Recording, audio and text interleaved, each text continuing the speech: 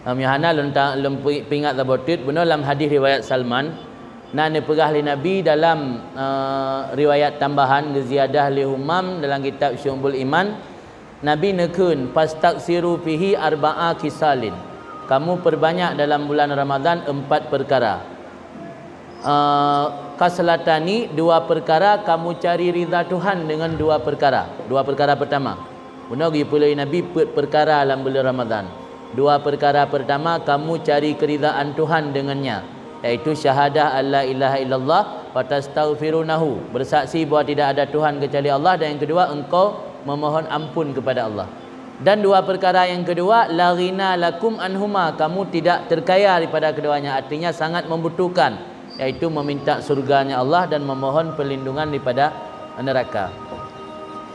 Man mampu bah perkaranya waktu takun gibana nak ngi pulai Nabi perkaranya cara kenji pertama syahadah alla ilaha illallah asyhadu an la ilaha illallah astaghfirullah nas'alukal jannata wa na'udzubika minan nar. Nyan bersering ni baca dalam bulan Ramadan, nyan sering ni baca nyan kaitan dalam atagi yuli Nabi gi pulai dalam bulan Ramadan macam pertama syahadah, yang kedua istighfar, yang ketiga lakai syurga, yang keempat mohon perlindungan daripada neraka. Nyo termasuk atanya katrib hanali so amai di Aceh.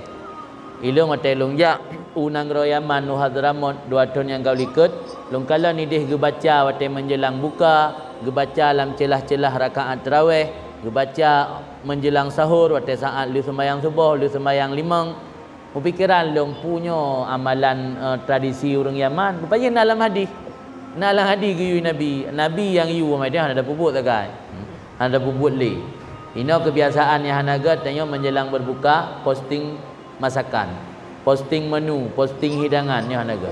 Mulai bak magun posting, mulai bak pesingket posting, bak ceruh posting, sampai teruk bak le puduk di meja mantang posting. Hidang hana gethe kaya azan maghrib, pai pingat le hai kaji buka.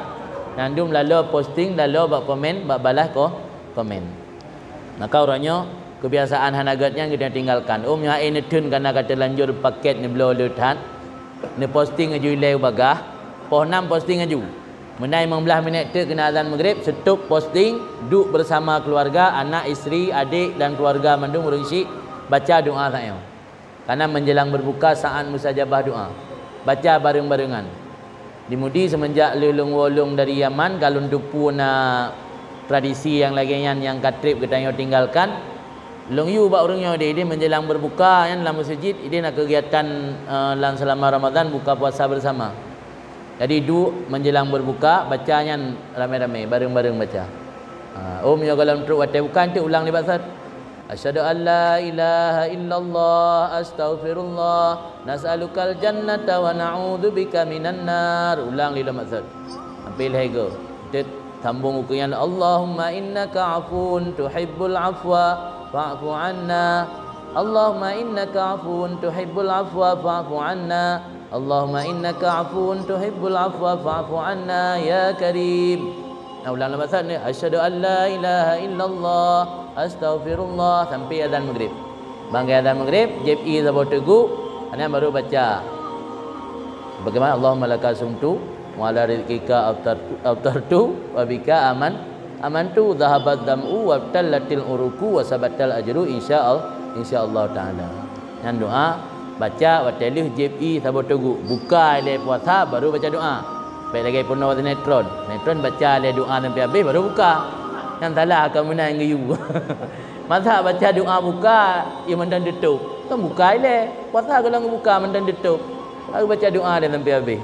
Buka le puasa baru baca doa. Kaji ina mentangnya mentan dah buat perubahan dalam puasanya. Mudah-mudahan Allah tingkatkan kualitas ibadat puasa tanya berlebih baik daripada Ramadan tahun yang lalu insyaallah.